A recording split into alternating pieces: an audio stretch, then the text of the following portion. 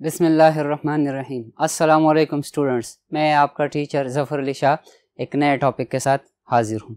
Dear students, last lectures में हमने chapter 13 S and P block elements में period third की फ़िज़िकल केमिकल प्रॉपर्टीज़ को डिस्कस किया था।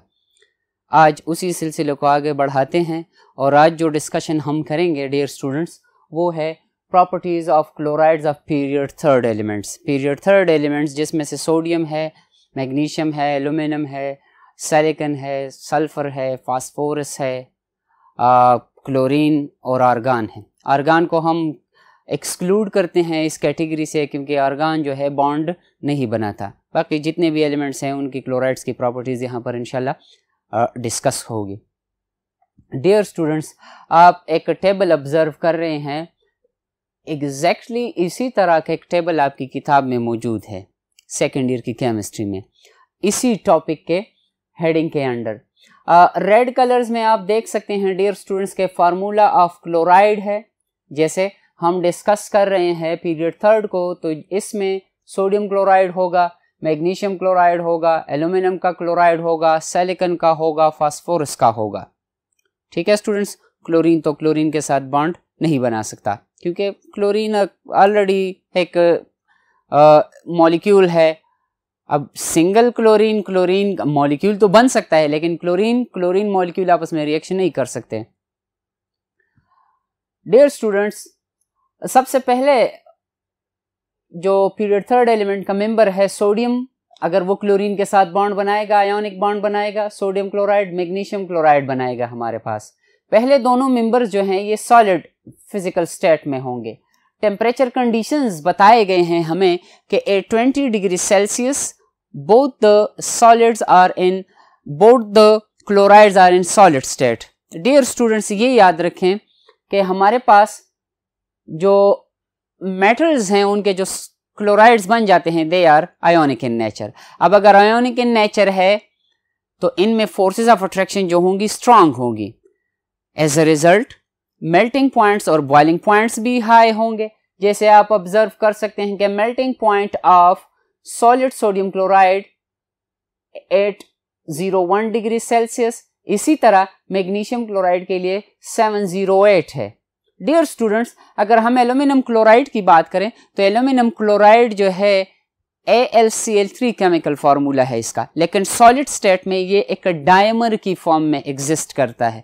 मतलब एक AlCl3 का मॉलिक्यूल दूसरे AlCl3 मॉलिक्यूल के साथ कैसे अट्रैक्शन करेगा, कैसे बॉन्ड्स बनाएगा, तो स्ट्रक्चर में आप देख सकते हैं कि ब्लैक कलर से रिप्रेजेंट किया गया है। You know that each chlorine contain 7 electrons in their outermost shell। इसी तरह हर एक एल्यूमिनियम के साथ 3 क्लोरीन्स अटैच्ड हैं। अब 3 क्लोरीन्स अटैच होने की वजह से एक क्लोरीन दोनों की केस में या सिंगल इसकी अगर हम बात करें, एक क्लोरीन के साथ एल्यूमिनियम एक क्लोरीन के साथ सिंगल बॉन्ड बना रहा है सिंगल इलेक्ट्रॉन की हेल्प से। अब अगर आप ऑब्जर्व करें, यहां पर 6 डॉट्स हमें दिखाई दे रहे हैं। ये 6 dots 3 lone pair of electrons को रिप्रेजेंट कर रहे हैं, जिसमें से ये वाला क्लोरीन का एटम जो है जो कि सिंगल बॉन्ड के जरिए बॉन्डेड है एल्यूमिनियम के साथ, ये दूसरे मॉलिक्यूल के एल्यूमिनियम के साथ, सॉरी स्टूडेंट्स यहां पर मॉलिक्यूल की टर्मिनोलॉजी को हम इस्तेमाल नहीं करेंगे।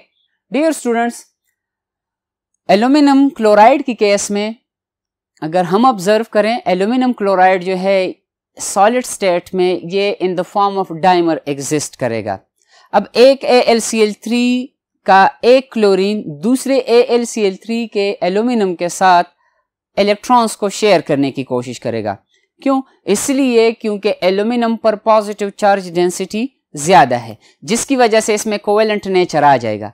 अब कोवेलेंट नेचर की वजह से या ज्यादा पॉजिटिव चार्ज डेंसिटी की वजह से ये दूसरे क्लोरीन के साथ, दूसरे AlCl3 के क्लोरीन के लोन पेयर के साथ अट्रैक्शन डेवलप करेगा और ये in the form of dimer, DIMER, dimer exist करेगा। अगर हम कहते हैं कि पॉलीमर है तो जिसमें मोर देन 2, 3, 4, 5 कम से कम 10 या पॉलीमर के मुख्तलिफ डेफिनेशंस हैं मुख्तलिफ सब्जेक्ट्स में। तो यहाँ पर सिंपली आपकी समझ के लिए हम कह सकते हैं कि अगर 2 से ज्यादा हो तो फिर पॉलीमर की कैटेगरी में वो काउंट होगा।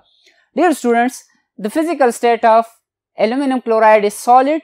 उसके बाद सिलिकॉन टेट्राक्लोराइड लिक्विड स्टेट में एग्जिस्ट करेगा, PCl3 लिक्विड स्टेट में एग्जिस्ट कर रहा है। डाई सल्फर डाइक्लोराइड हमारे पास लिक्विड स्टेट में एग्जिस्ट करेगा। फिर मेल्टिंग पॉइंट्स की तरफ अगर हम आ जाए तो यहां पर जो स्ट्रक्चर है इनका सोडियम मैग्नीशियम क्लोराइड का, हमारे पास ये जॉइंट स्ट्रक्चर है, जैसे हमने पिछले लेक्चर्स में डिस्कस किया था। आयोनिक कंपाउंड्स हैं, जॉइंट स्ट्रक्चर होगा। मेल्टिंग पॉइंट तो सोडियम क्लोराइड के लिए हमने 801 डिस्कस किया, मैग्नीशियम क्लोराइड के लिए 708। होना तो ये चाहिए था स्टूडेंट इस टेबल को ऑब्जर्व करते हुए कि मैग्नीशियम पर चार्ज डेंसिटी ज्यादा है, उसका इस जो आयोनिक बॉन्डिंग है वो स्ट्रॉन्गर होना चाहिए था, जिसकी वजह से उसका मेल्टिंग और बॉइलिंग पॉइंट ज्यादा होना चाहिए था। लेकिन ये क्यों कम है? इसलिए क्योंकि one of the possible answer is, जो कि आप लोगों की लेवल पर ठीक जवाब है, कि मैग्नीशियम पर ज्यादा पॉजिटिव चार्ज डेंसिटी होने की वजह से और क्लोरीन के साथ इलेक्ट्रोनेगेटिविटी कंप्लीटली मैचिंग तो नहीं है लेकिन ज्यादा डिफरेंस भी नहीं है, तो इसी वजह से इसमें कोवेलेंट नेचर डोमिनेट कर जाता है, इसलिए सोडियम क्लोराइड से उसका मेल्टिंग पॉइंट जो है वो कम है। फिर एल्यूमिनियम क्लोराइड के लिए आप ऑब्जर्व कर सकते हैं कि 192.6 है। क्यों कम है? फोर्सेस ऑफ अट्रैक्शन की वजह से। और उसके बाद सिलिकॉन टेट्राक्लोराइड है -69, -93 for PCl3 and -80 for disulphur dichloride. Negative में इसलिए है क्योंकि फोर्सेस ऑफ अट्रैक्शन इनके कम है।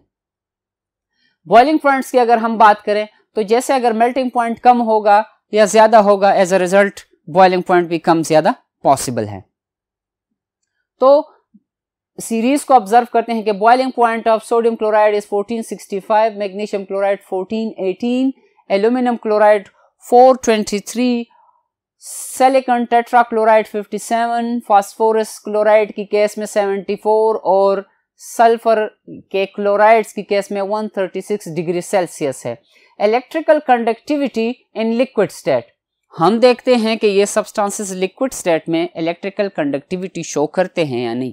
अगर सॉलिड स्टेट में होंगे, फ्री इलेक्ट्रॉन्स नहीं होंगे, कंडक्शन नहीं होगी। अगर सॉलिड स्टेट में है, आयंस भी मौजूद है जैसे सोडियम और मैग्नीशियम क्लोराइड की केस में, तब भी कंडक्शन ऑफ करंट नहीं होगी या इलेक्ट्रिसिटी। क्यों नहीं होगी? क्योंकि चार्जेस मोशन नहीं कर पाएंगे।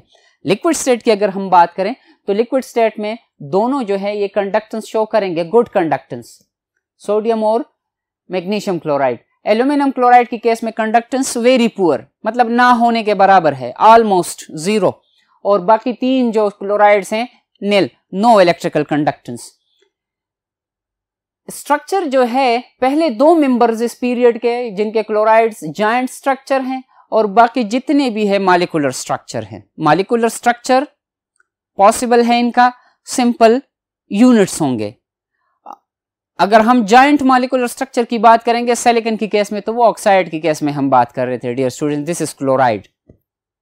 Effect of adding chlorides to water, water के साथ क्या होगा?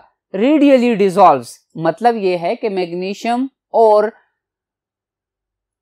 सोडियम क्लोराइड को अगर हम वाटर में डिसॉल्व करेंगे तो आसानी से डिसॉल्व हो जाएंगे। क्यों? क्योंकि वाटर के मॉलिक्यूल्स मैग्नीशियम आयन को क्लोराइड आयन से आसानी से डिटैच कर सकेंगे, वाटर के मॉलिक्यूल सोडियम आयंस को क्लोराइड आयन से आसानी से डिटैच कर सकेंगे। बाकी जितने भी मेंबर्स हैं इस सीरीज के या इस पीरियड के, एल्यूमिनियम क्लोराइड से लेकर सल्फर के क्लोराइड तक, पानी में डिसोल्यूशन के बाद ये रिएक्ट कर जाते हैं वाटर के साथ और HCl के फ्यूम्स क्रिएट होंगे, पैदा होंगे, प्रोड्यूस होंगे HCl। HCl बन जाएगा, रिएक्शन जैसे हो जाएगा तो उससे वेपर फॉर्म में या एक स्मोक की फॉर्म में HCl निकलना शुरू हो जाएगा, उस कंटेनर से बाहर आएगा, जिसको हम कह सकते हैं कि fumes of HCl। Dear students, इस टॉपिक के बाद हमारा नेक्स्ट टॉपिक है sodium hydroxide and magnesium hydroxide. Sodium के हाइड्रोक्साइड और मैग्नीशियम के हाइड्रोक्साइड। डियर स्टूडेंट्स, हाइड्रोक्साइड उस वक्त का ये टर्मिनोलॉजी यूज होगी जब ऑक्सीजन और हाइड्रोजन बॉन्डेड होंगे। अगर आयोनिक बॉन्डिंग में होंगे या कोवेलेंट बॉन्डिंग में होंगे, अगर आयोनिक कंडीशन में होंगे ये किसी दूसरे एलिमेंट के साथ आयोनिक की केस में डियर स्टूडेंट्स, तो फिर वहां पर hydroxyl as a base action करेगा या एज एन एल्कली एक्शन करेगा, जैसे sodium hydroxide, potassium hydroxide, magnesium hydroxide, calcium hydroxide वगैरह। अब अगर हाइड्रोक्सिल ग्रुप कोवेलेंटली बॉन्डेड है किसी दूसरे एलिमेंट के साथ, जैसे फास्फोरस के साथ फास्फोरिक एसिड में, सल्फ्यूरिक एसिड के साथ सल्फ्यूरिक एसिड में सल्फर के साथ हाइड्रोक्सिल बॉन्ड जो है ये कोवेलेंटली बॉन्डेड है, हाइड्रोक्सिल ग्रुप कोवेलेंटली बॉन्डेड है, तो फिर वहां पर as a base action, as an acid action करेगा। सॉरी, यहां पर white solids having soapy touch, sodium hydroxide और मैग्नीशियम हाइड्रोक्साइड जो है ये दोनों फिजिकल अपीयरेंस अगर हम देखें, they are solid white solid. Soapy touch का मतलब है जैसे अगर हम इसको टच करें सोल्यूशन स्टेट में तो फिर हमारी उंगलियां आपस में आसानी से डिटेच नहीं होंगी, इतना सख्त भी नहीं होगा, लेकिन कम से कम वो हम महसूस कर सकेंगे उनकी अट्रैक्शन को। सोपी टच इसको हम कहते हैं। Like soap, both are corrosive to skin, अगर ये हाई कंसंट्रेशन में हो, ज्यादा अमाउंट में हो तो कोरोसिव, स्किन को खराब कर सकते हैं, जैसे एसिड हमारी स्किन को खराब कर सकता है, इसी तरह ये दोनों जो हैं potassium, sodium hydroxide and magnesium hydroxide, both are corrosive to the skin. Hygroscopic in nature है, हाइग्रोस्कोपिक उस नेचर को हम कहते हैं डियर स्टूडेंट्स जिसमें कोई सब्सटेंस, कोई केमिकल सब्सटेंस एटमॉस्फेयर से वाटर वेपर्स को एब्जॉर्ब करे। Sodium hydroxide slightly soluble in alcohol, क्योंकि अल्कोहल्स में थोड़ा बहुत पोलर नेचर मौजूद है, दिस इज आयोनिक, तो फिर लाइक डिजॉल्व लाइक की टर्मिनोलॉजी या लाइक डिजॉल्व लाइक की कंसेप्ट के मुताबिक उसमें डिजॉल्व हो पाएगा थोड़ा सा। Sodium hydroxide inorganic ionic in nature है, अल्कोहल पोलर है लेकिन ऑर्गेनिक इन नेचर है। लाइक डिजॉल्व लाइक की बात यहाँ पर कंप्लीट सही नहीं है, लेकिन कम से कम हम ये कह सकते हैं कि पॉजिटिव और नेगेटिव आयंस की मौजूदगी की वजह से सॉल्युबिलिटी इसमें है। One of the most soluble substances, sodium hydroxide पानी में सबसे ज्यादा हल होने वाला सब्सटेंस है। जैसे ही ये पानी में हल हो जाएगा, ये हाइड्रोक्साइड और सोडियम आयंस एक दूसरे से डिटेच होंगे, जिसकी वजह से हीट प्रोड्यूस होगी, जिसको हम हीट ऑफ हाइड्रेशन कहते हैं या एंथैल्पी ऑफ हाइड्रेशन हम कहेंगे। ये इंशाल्लाह आगे जाकर टॉपिक्स में आएगा, वहां पर एंथैल्पी ऑफ हाइड्रेशन पर डिटेल में बात होगी। Releasing considerable amount of heat, ये तो बात होगी कि सोडियम हाइड्रोक्साइड जैसे ही हम पानी में मिक्स कर लेते हैं, हमें उस कंटेनर की हीट को ऑब्जर्व कर सकेंगे, हमें पता चल जाएगा कि हीट रिलीज हो रही है। नेक्स्ट जो है कि due to the formation of hydrates, ये प्रॉपर्टी सॉल्युबिलिटी, क्योंकि सबसे ज्यादा सॉल्युबल क्यों है, ज्यादा अमाउंट ऑफ एनर्जी क्यों रिलीज हो रही है, इसलिए कि जब सोडियम हाइड्रोक्साइड पानी में डिसॉल्व हो जाता है तो ये अपने हाइड्रेट्स में कन्वर्ट होगा। ठीक है स्टूडेंट्स, तो इस हाइड्रेट फॉर्मेशन की वजह से इसकी सॉल्युबिलिटी वाटर में ज्यादा है। नेक्स्ट, सोडियम हाइड्रोक्साइड का यूज जो है it is used in soap industry. Biochemistry में इंशाल्लाह आप लोग पढ़ेंगे कि जब वहां पर फैट्स को सोडियम हाइड्रोक्साइड के साथ, अल्कलीज के साथ रिएक्ट करवाया जाता है तो सोप, साबुन जो हम इस्तेमाल कर रहे हैं, ये प्रोड्यूस हो जाता है। ठीक है स्टूडेंट्स, सेपोनिफिकेशन रिएक्शन उसको हम कहते हैं सोप इंडस्ट्री में। पेट्रोलियम रिफाइनिंग में कहां पर ये यूज होगा? पेट्रोलियम रिफाइनिंग में सल्फर और सल्फर के कंपाउंड्स को रिमूव करने के लिए सोडियम हाइड्रोक्साइड यूज किया जाता है। सल्फर के कंपाउंड्स को मरकप्टेन्स कहते हैं डियर स्टूडेंट्स, मरकप्टेन्स इंशाल्लाह हम ऑर्गेनिक केमिस्ट्री में डिस्कस करेंगे कि what are mercaptans and what is the chemical composition of mercaptans. Reclaiming of rubber, reclaiming of rubber का मतलब है डियर स्टूडेंट्स के एक दफा जब एक रबर या रबड़ इस्तेमाल हो जाता है, उस रबड़ को दोबारा काबिल इस्तेमाल बनाने के लिए कारखानों में सोडियम हाइड्रोक्साइड इस्तेमाल किया जाता है। This is known as reclaiming of rubber. Magnesium hydroxide के बारे में कहा गया है कि ये कैसे प्रिपेयर किया जाता है। Magnesium hydroxide is obtained as white precipitate. कब? When caustic potash concentrated potassium hydroxide को हम कह सकते हैं। Solution is added to a soluble magnesium salt, ये मैग्नीशियम का साल्ट है, डिसॉल्व हुआ है उसमें जब हम पोटेशियम हाइड्रोक्साइड को ऐड कर लेते हैं तो पोटेशियम पॉजिटिव आयन है, क्लोराइड नेगेटिव आयन है, दोनों मिलकर पोटेशियम क्लोराइड में कन्वर्ट हो जाएंगे और हाइड्रोक्सिल आयन मैग्नीशियम आयन के साथ रिएक्शन करके मैग्नीशियम हाइड्रोक्साइड में कन्वर्ट हो जाएगा। मैग्नीशियम हाइड्रोक्साइड की सॉल्युबिलिटी बढ़ाने के लिए एमोनियम क्लोराइड इस्तेमाल किया जाता है। कैसे स्टूडेंट्स? एमोनियम क्लोराइड डिसोल्यूशन के बाद एमोनियम आयन और क्लोराइड आयन में कन्वर्ट हो जाएगा। फिर मैग्नीशियम हाइड्रोक्साइड डिसोल्यूशन के बाद हाइड्रोक्सिल आयन और मैग्नीशियम आयन में कन्वर्ट हो जाएगा। अब एमोनियम आयन हाइड्रोक्साइड आयंस को यूटिलाइज कर लेगा। तो जैसे जैसे हाइड्रोक्साइड आयंस खत्म होते जाएंगे, उन खत्म होने वाले हाइड्रोक्साइड आयंस की कमी को पूरा करने के लिए मैग्नीशियम हाइड्रोक्साइड डिसॉल्व होता जाएगा। डियर स्टूडेंट्स, ये था थोड़ा बहुत डिस्कशन। आपकी किताब में इस टॉपिक से रिलेटेड गिनती के 5, 6 या 10 लाइंस होंगे, इसलिए ये डिस्कशन थोड़ी सी मुख्तसर की और इसमें कोई टेक्निकल पॉइंट नहीं है, सिर्फ आपको रीड करने की जरूरत है। Aluminium hydroxide. एल्यूमिनियम हाइड्रोक्साइड कैसे प्रिपेयर होगा? When an alkali is added to an aqueous solution of aluminium salt.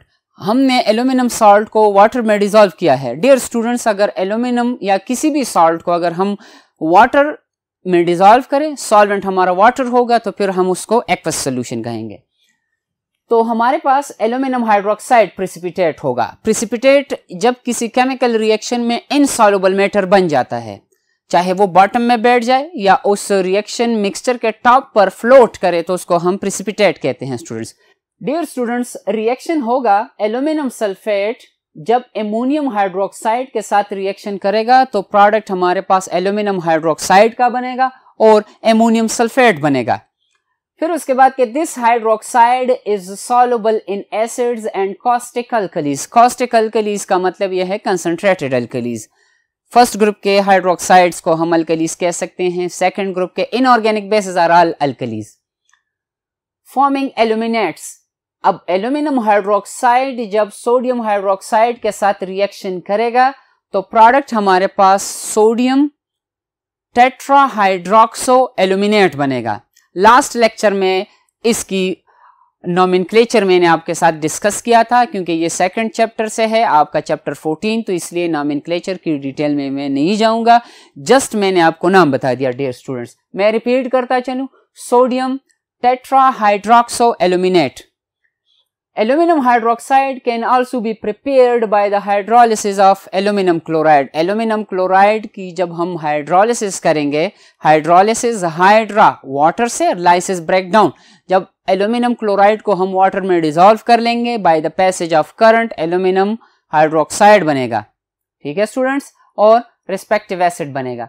AlCl3 जब वाटर के साथ रिएक्शन करेगा एल्यूमिनियम हाइड्रोक्साइड में और HCl में कन्वर्ट हो जाएगा। एल्यूमिनियम हाइड्रोक्साइड को लेक्स भी कहते हैं। ये इंशाल्लाह आखिरी चैप्टर है हमारा इंडस्ट्रियल केमिस्ट्री का, वहां पर डाइज, ये कलरिंग मैटर जिससे हम कपड़ों को रंग देते हैं, उसमें ये वर्ड इस्तेमाल किया जाएगा। दोबारा इसका डिटेल है वहां पर, लेक्स, ये कलर को एब्जॉर्ब करेगा। और इसी टॉपिक का आखिरी रिएक्शन जो है सिलिकॉन के बारे में है कि सिलिकॉन 800 डिग्री सेल्सियस पर वाटर के साथ रिएक्शन करके सिलिकॉन टेट्राहाइड्रोक्साइड में कन्वर्ट हो जाता है, और ये कंपाउंड जो है ये अनस्टेबल है, तो ये इमीडिएटली पॉलीमराइज होगा। डियर स्टूडेंट्स, आज के टॉपिक के लिए इतना ही काफ़ी है। इंशाल्लाह जब हम नेक्स्ट लेक्चर में आएंगे एक नए टॉपिक के साथ, तब तक के लिए अल्लाह हाफिज़।